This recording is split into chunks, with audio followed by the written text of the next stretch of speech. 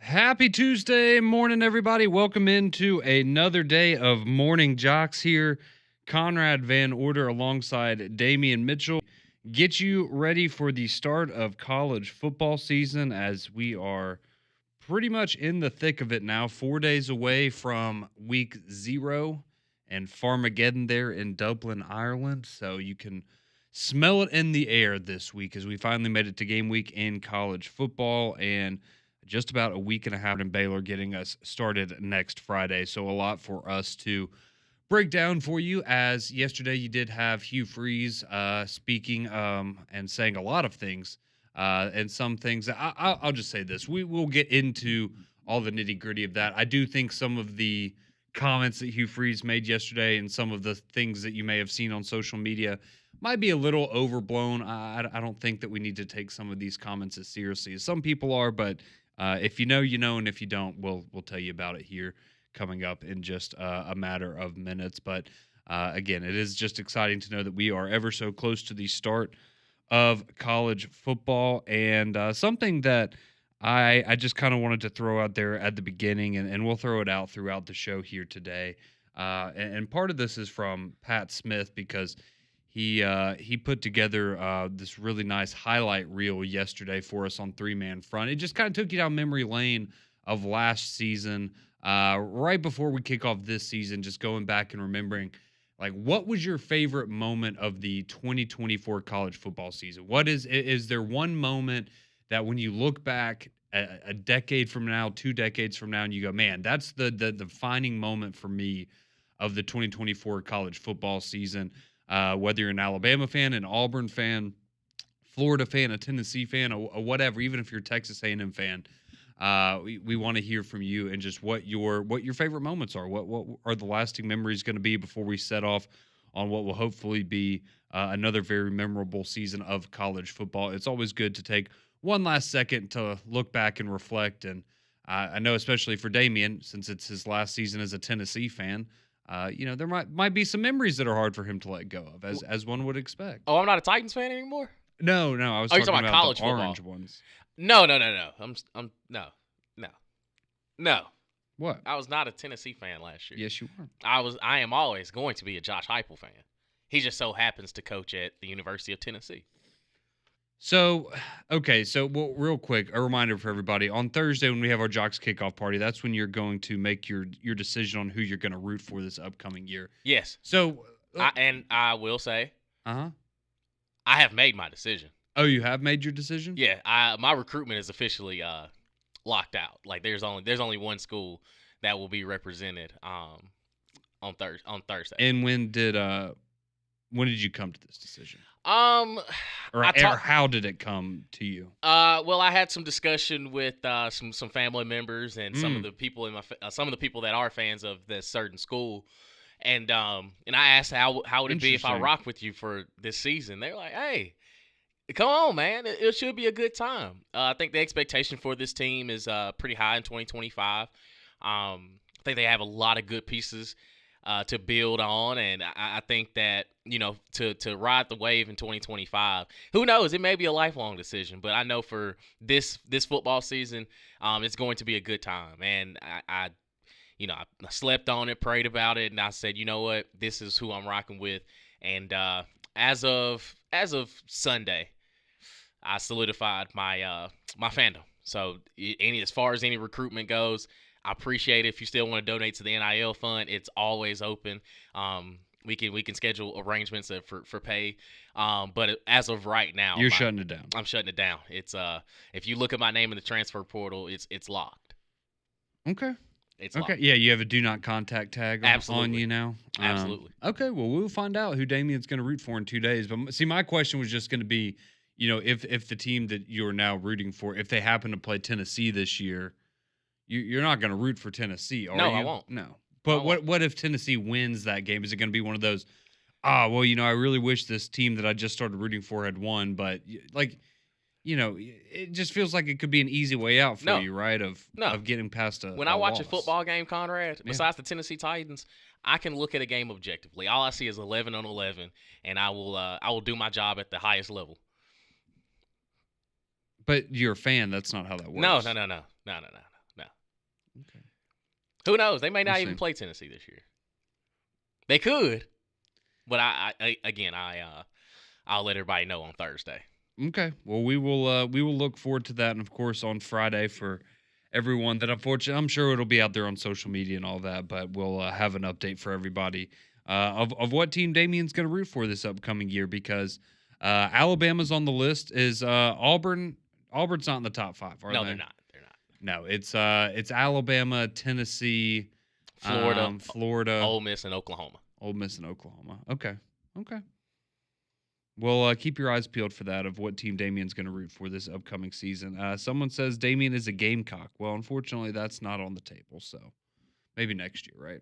There's always next year. Yeah, there's always next year. So we will we'll dive into that a little bit later on in the week. But let's get to some of the things that we heard from Hugh Freeze yesterday, because, again, he got to speak after Auburn practice, so he also kind of got to give some of his thoughts on the scrimmage from Friday as well, because this is the first time we've heard from Hugh Freeze since then. So he did his press conference yesterday around 11:30. Then he also had Tiger Talk last night, and Tiger Talk is where some interesting comments came out that people were latching onto on social media. But we'll get to that in a second. But first, let's hear a little bit from Hugh Freeze, the Auburn head coach, and what he had to say in his normal press conference yesterday. And so first off, we'll just start off. What were his thoughts on the scrimmage from last Friday? Again, we heard, the offense made some big plays. Cam Coleman had a couple of touchdown passes, but again, seemed like the defense maybe got the better of the offense, at least early on. So what did Hugh Freeze see on Friday in scrimmage number 2? We're affecting the quarterback, at least in against us. We are.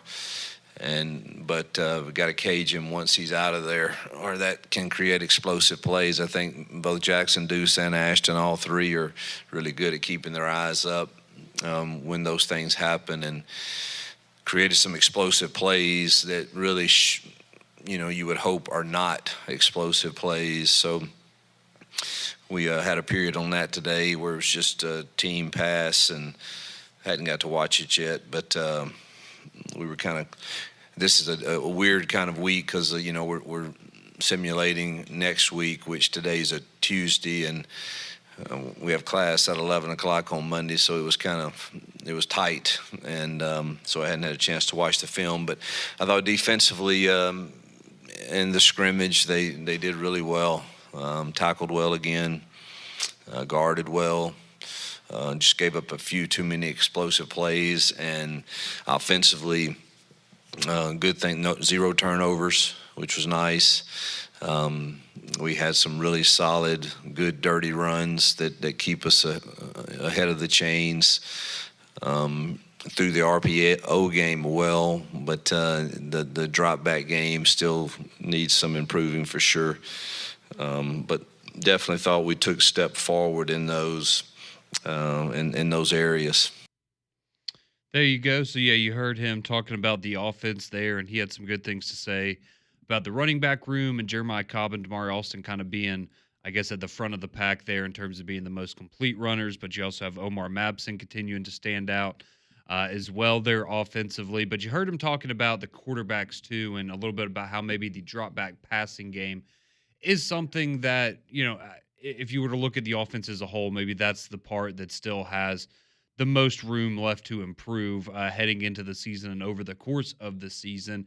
And so now, if we can go to cut 7, Damien, that will Hugh Freeze kind of expanding a little bit on what he said there with the drop back passing, what he's seen from that, how it can be more consistent, and just kind of overall how this offense has progressed through fall so far. We got to get more consistent, but really we've improved from week 1 to week 2 in run game, RPO game. I think it's more of the pocket passing right now that I'm a little unsure of. It's kind of like we were just talking about with the quarterback runs. This I hope is I've always felt like this in fall camp. I think it's hopefully harder on the offense than it will be later in games I mean, let's not kid ourselves. I'm excited about the athleticism of our defense, and we've got to improve even. But they also, since February, have been going against each other and know, oh, this is a pass, and I'm fixing to get after it, and that puts you at kind of a disadvantage. And hopefully, that won't always be the case when you're playing an opponent. But I think there's definitely been signs of improvement that get me excited about us, but still feel like that pocket is getting collapsed a little too quick. So there you go. There you have a little bit more of an in-depth look at some of the issues with the drop back passing game that Hugh Freeze was talking about yesterday. So the pocket collapsing, which, I mean, a lot of that falls on the offensive line, as well as the quarterback. But, because we've heard, one of the issues this fall at times has been maybe holding on the ball a little bit too long at the quarterback position. We all saw why Hugh Freeze threw his visor down last week because of that exact situation. But again, I mean, at this point, you're still always going to be a work in progress. I don't think this is a major red flag or should be a massive surprise to anybody or anything like that. I think he's just being, transparent about the state of things and where they have room left to improve. But he also would go on to talk about the quarterbacks behind Jackson Arnold. So we know Jackson Arnold's going to be the starter. But this is where I think this quote, what you're going to hear right here, in conjunction with something he said on Tiger Talk, had Auburn fans maybe scratching their heads a little bit yesterday. So this is Hugh Freeze on the quarterbacks behind Jackson Arnold, Ashton Daniels, Deuce Knight, and their roles this season. Think that there's a place for both, depending on the scenario in the game. Without giving away too much, I think, there's a place for both of those guys that you could play to their strengths. And we won't be afraid to do that. And then you couple that with, on Tiger Talk, Hugh Freeze was asked if Auburn could play all three of their quarterbacks in the season opener against Baylor, to which he responded, yes. So when you take those two things and you combine them together, obviously people start to wonder, oh, well, maybe Jackson Arnold's really not as secure as QB1 as we thought that he was, or, oh, man, Hugh Freeze is going to try to get too cute with it and try to run out all these different trick plays and these different packages to give Baylor different looks defensively than maybe what they prepared for. And look, I'll be honest, I think a lot of that stuff was getting, people run crazy with those kinds of comments on social media. We've seen that many times before. I think it's more so him saying, look, yeah, there's an opportunity for us to get those guys on the field and we think they can help us win, then we're absolutely going to do that. And they feel confident that if they needed to play all three of the quarterbacks, that they could, and they could have success with each of them out there on the field. But I don't think in any way is this an indication that Jackson Arnold's not the starter. I think he's firmly secured his spot as QB1. I think it's more so just Hugh Freeze saying, yeah, we feel comfortable with these guys and we've worked through packages for all three of these guys. And if we need to use that, then we're comfortable doing so, on top of, maybe just a little gamesmanship, just plant the seed in the mind of Dave Aranda that, hey, we might need to take a look at all three of these guys, not just one or two of them. It's week 1 too, man. Yeah. Think about this. Baylor probably have a set amount of players like, okay, this is what we think Hugh Freeze has run. This is what he's ran just about everywhere he's been. This is what he's done what he did with Auburn last year. And also there's some gadget plays. Imagine, I'll put it like this for Auburn fans. If you are on the fence like, oh man, Jackson. No, it's like the red zone Robbie package. It's literally like, hey, there might be a second and short, and Ashton Daniels comes in at the same time. They might have a double pass. It's it's a little gamesmanship of, okay, you got to put that little, like you said, put that little nugget of information in Dave Aranda's ear where it's like, okay, well, we've never seen this freshman in Deuce Knight, but now we got to address that, hey, if he's on the field, these are the things that he could potentially do. I don't expect, we're going to go out there and watch a Deuce Knight drive, or we're going to watch an Ashton Daniels drive because Jackson Arnold, on the second drive of the game, they're in and like they're going to go out there and play. No, it's just a couple packages here and there. I'm not expecting Deuce Knight to go out there and have 15, designed quarterback runs, a couple passes. I'm not expecting Ashton Daniels to get, the entire third quarter or things like that. No, it's still Jackson Arnold's team. They're just looking at different ways to get their playmakers the ball in unique, situations. So I wouldn't read too much into it.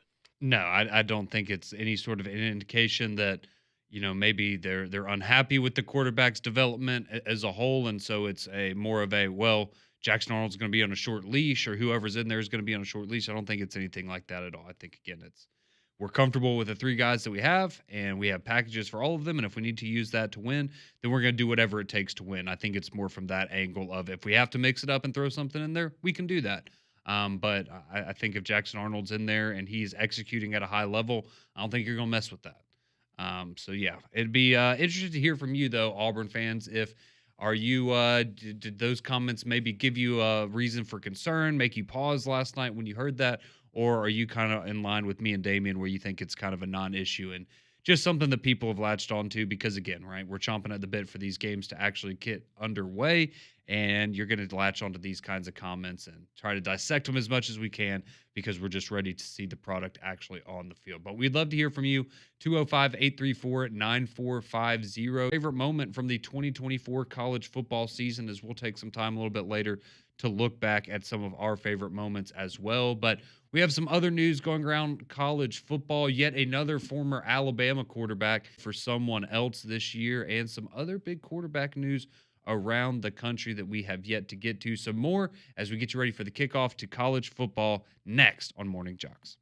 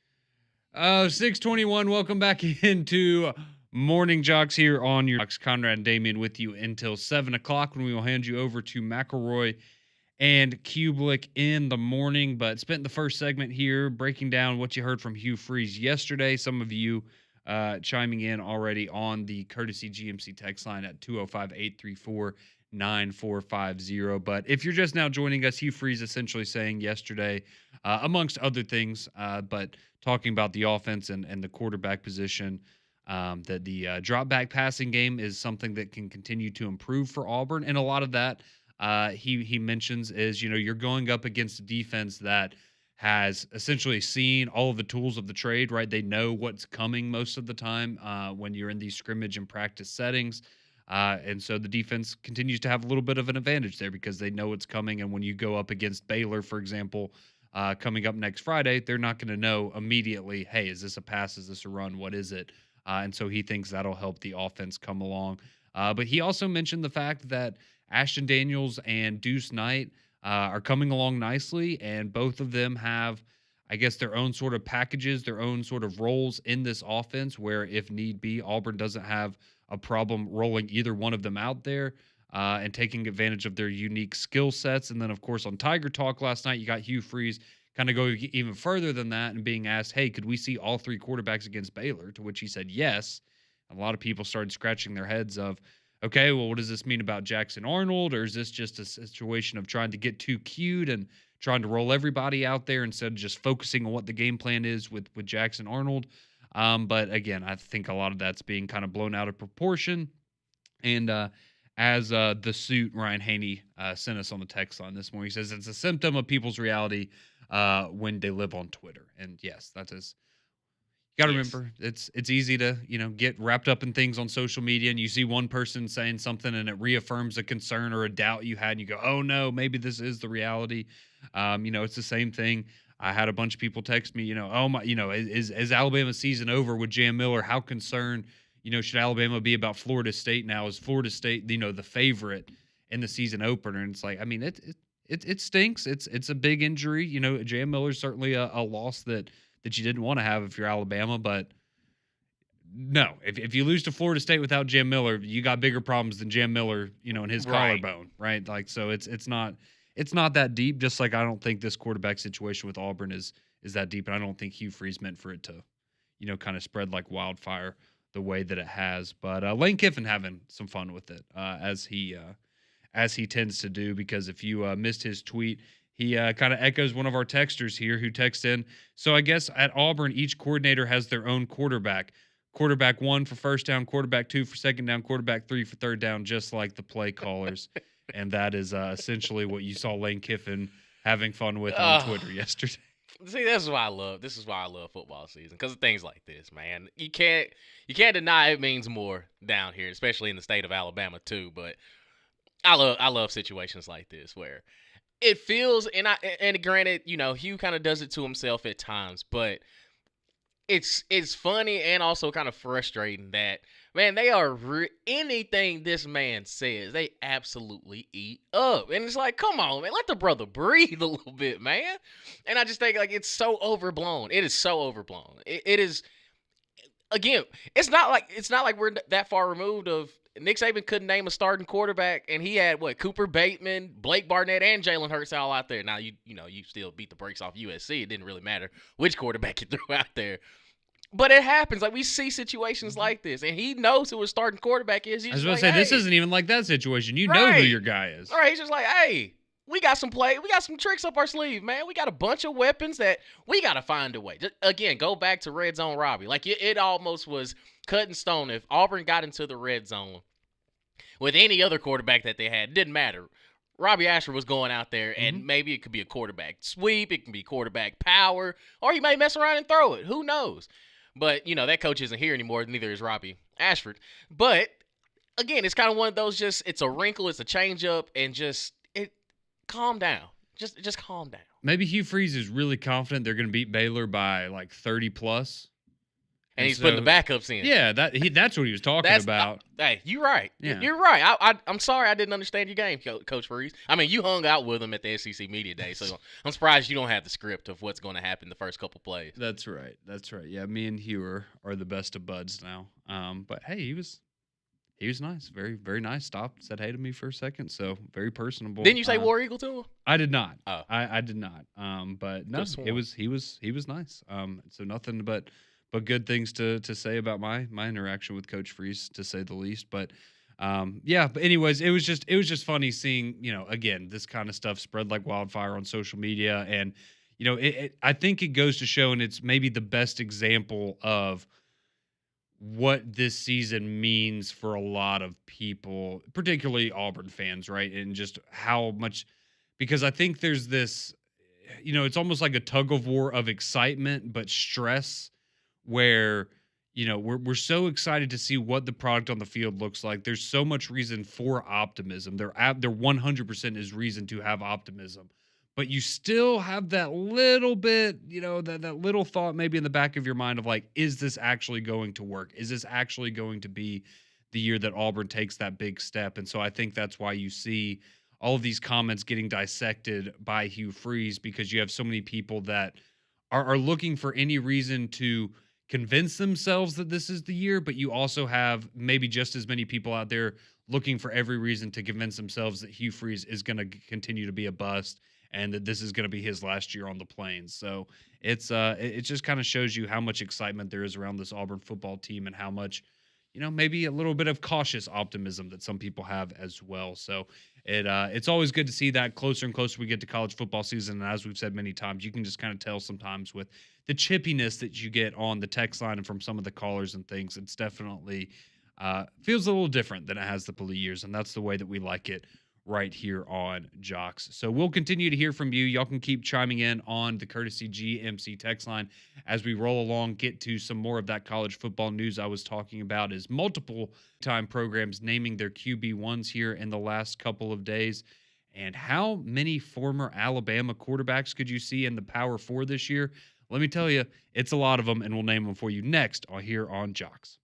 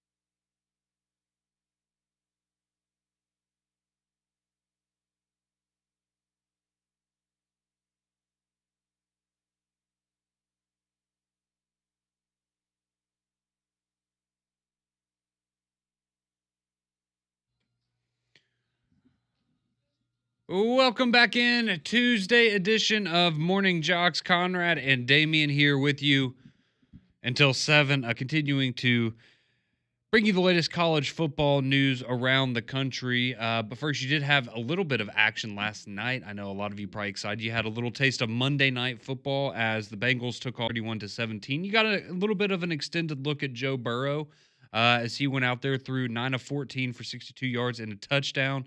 Jake Browning came in, had a big night. He had 159 yards and 2 touchdowns through the air there. And you had Mitchell Tinsley, who was the hero last night. 5 catches, 73 yards, and 2 tutties. He had one in the back of the end zone, kind of like over the defender. It was some nasty work there. But good look for the Bengals. Offensive line continues to not look great for Joe Burrow. So we'll see how that plays out over the course of the season. But did you notice anything on the sideline for the Bengals? Did you notice a quarterback hovering around? Number 10. He wears number 10 now. I did not. Who? Peyton Thorne. Really? He's a Cincinnati Bengal? Yes, sir. Well, he didn't play last night. No, he didn't. I think he kind of understands where his place is on that Bengal squad. But yeah, there were a couple. I saw it was in the first quarter, and Joe Burrow had just gotten out for a drive, and sure enough, somebody was holding the iPad right beside him, and I saw the last name and said Thorne. He turned to the side. I said, "Is that Peyton? Like, look at you, man! Congratulations! That you got a job for a couple weeks. Like, I hope he has success wherever he goes, but I just don't think he'll be a Cincinnati Bengal for long." I missed that. So yeah, good. Congratulations to the Thorne family. Absolutely. Hopefully he has a long and fruitful career in the National Football League. But UFL. We'll wait and see on that one. But speaking of quarterbacks, it seems that this is the time of year where everyone in college football wants to name a starting quarterback. And we've gotten a lot of that news here in the past few days. But, of course, it was yesterday, or I guess it was Sunday night, actually, where you had Tennessee. They named Joey Aguilar is officially going to be QB1. I don't think that was a big surprise after they got him to come to Knoxville in the transfer portal after Nico decided to go to Los Angeles. But through fall camp, you had heard that maybe some of the freshmen there in Tennessee had been throwing a little bit of a better ball and, maybe a little more accurate. But, hey, this is a guy with starting experience. I can understand why you're going to give him the benefit of the doubt. So we will see how Joey Aguilar does this. He will be the starting quarterback, at least to kick off the season for the Tennessee Volunteers as they look to make another run at the college football playoff like they did last season. But you also had Julian Sayin, who we had kind of expected that he would be the QB1 for Ohio State. But I know he was in a quarterback battle there with a couple of their other big recruits over the last couple of years. So the Alabama transfer will be the starter for Ohio State as he gets to take on Arch Manning in that season opener coming up next Saturday. So that's going to be very, very exciting to watch. Not only Arch, but Julian Sayin now, and get to see two of these younger quarterbacks with very, very high expectations and who can get the better of the other one to kick off the season. But this is now the 4th Alabama quarterback that will be a starter in the Power 4 this upcoming season. So, of course, Ty Simpson, obviously, that one speaks for itself, as he has now been named the starting quarterback at Alabama. Julian Sayin, he's going to be the starter at Ohio State. And if you remember, he was a part of the 2024 recruiting class. And then not too long after Nick Saban retired and Kalen DeBoer was hired and brought his staff in there, Julian Sayin decided to dip.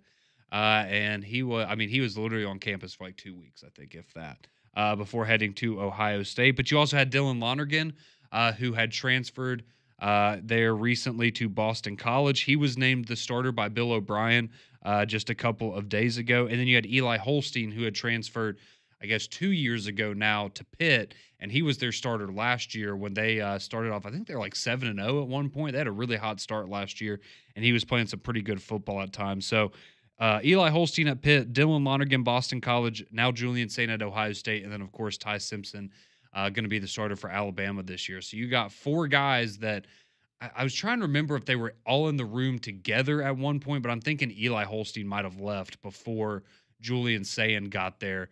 But at least for a while, you had 3 of these guys in that quarterback room together at Alabama, and now you've got 4 former Alabama guys that are all going to be starting at the Power 4 this season. So not a lot of teams that can say that, Damian. No, Doesn't mean anything, but no, it's just a fun stat. It just goes to show you that at one point in time, and also it's kind of have a little bit of resurgence that the scouts at Alabama, they know how to recruit. You might not be a starter, but you'll be a starter somewhere. Well, I mean, it goes back, if you remember when Lonergan was there as a true freshman. I mean, there were a lot of people that were saying, okay, this is a guy that, when Jalen Milroe's first year, like there was a lot of buzz that Lonergan maybe had the best, had the best ball out of all of them, or threw the best ball. It was just he didn't have the athleticism of Jalen Milroe, and he was young and just hadn't learned the offense yet. But there was a lot of hype around him, and so now he goes to Boston College. And I remember hearing similar things about Holstein and just, being a really, really solid player overall. And of course, we know Julian Sand was the highest rated quarterback in his recruiting class a couple of years ago. So going to be interesting to see how all of those guys fare this upcoming year for their respective programs. But how about the Florida Gators? They've got to be happy, as yesterday they got some good news, and that was DJ Lagway getting his first actual reps of fall camp there in 11-on-11 practice yesterday in Gainesville. So that's certainly a good sign as he starts to get things geared up. And, of course, you would have liked for this to probably happen a little bit earlier on in fall camp. But, hey, you got about a week and a half to get him acclimated, get him some reps, get him up to game speed. And so that's certainly good news, Damian, as it refers to DJ Lagway, because I think we all agree, right, if this guy stays healthy, he's very, very special, could be one of, if not the best quarterbacks in the Southeastern Conference this upcoming season. But it's hard, man, when you miss a lot of spring with what he was going through with the shoulder. Now you have the calf injury that's held him out of fall camp. He's got all the talent in the world, and we saw that last year at times. But, these reps and this time is very, very important for a guy as young as him still.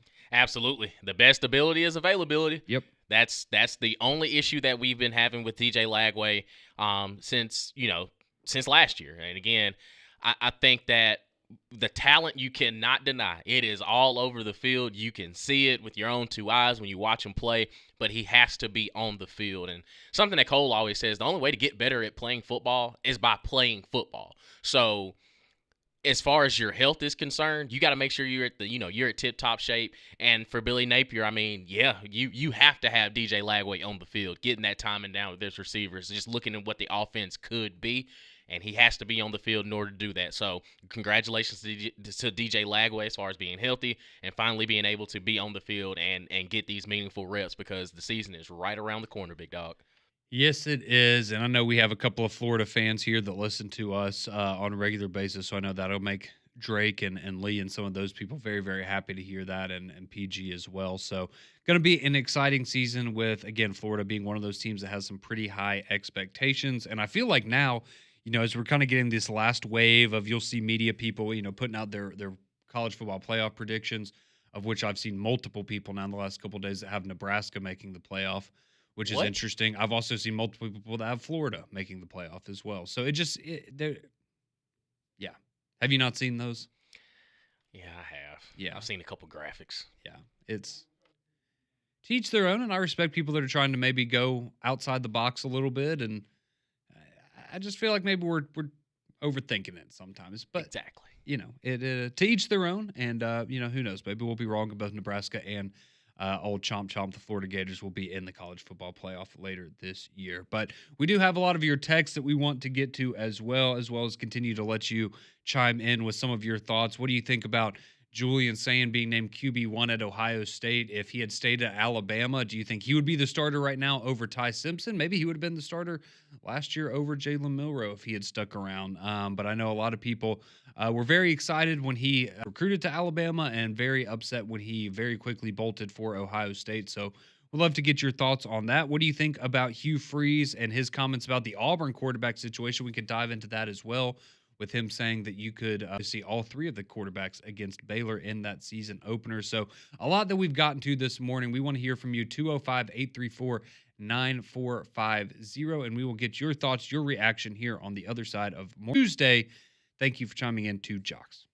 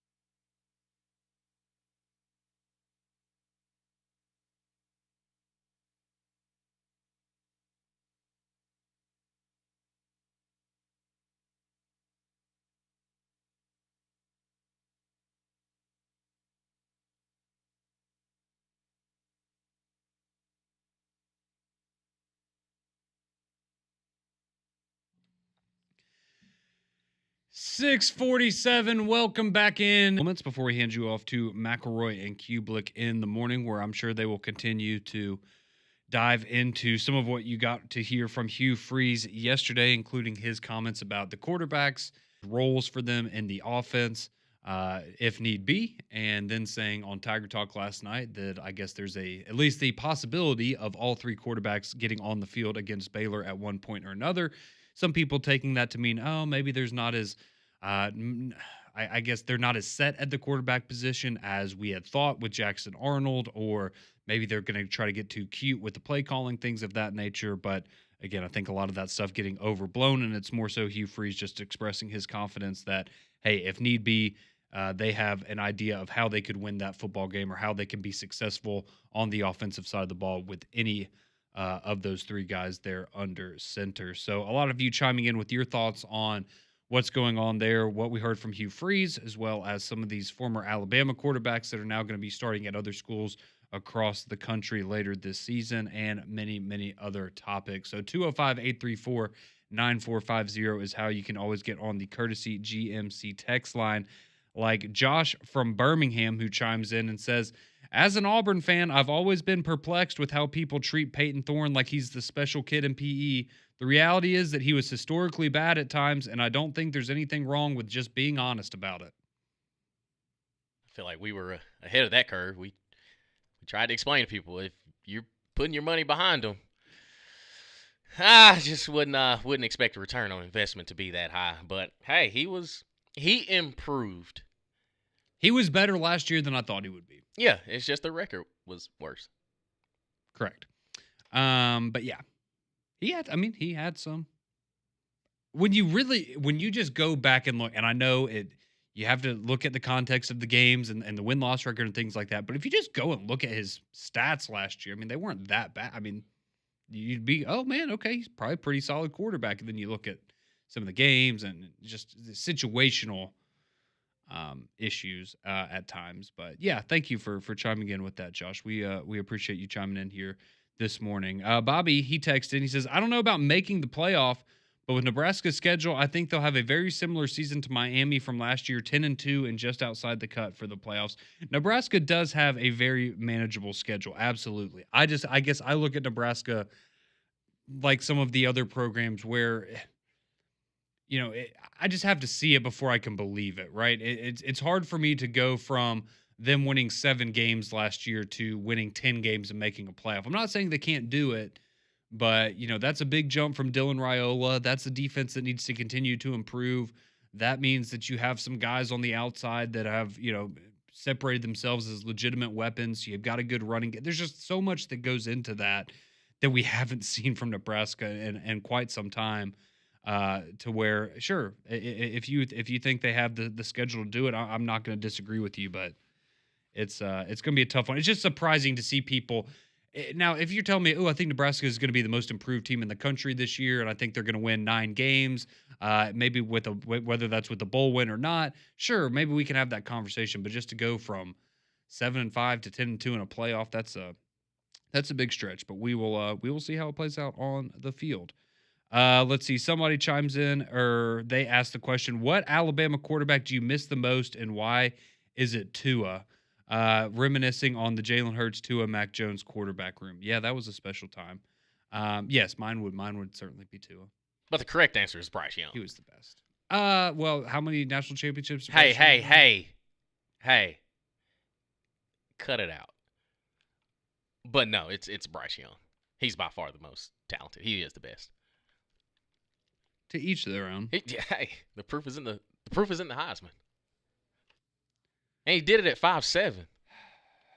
Give it up for the short king. Well, Tua would have one if it wasn't for another dude that was 5'7". That's me being generous on his height.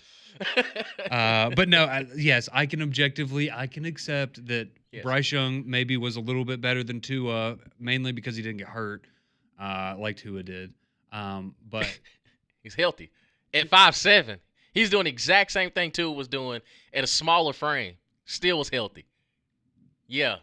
Didn't win a national championship. Oh, my God. Let's see. Now you're going to tell me Greg McElroy is better than Bryce Young.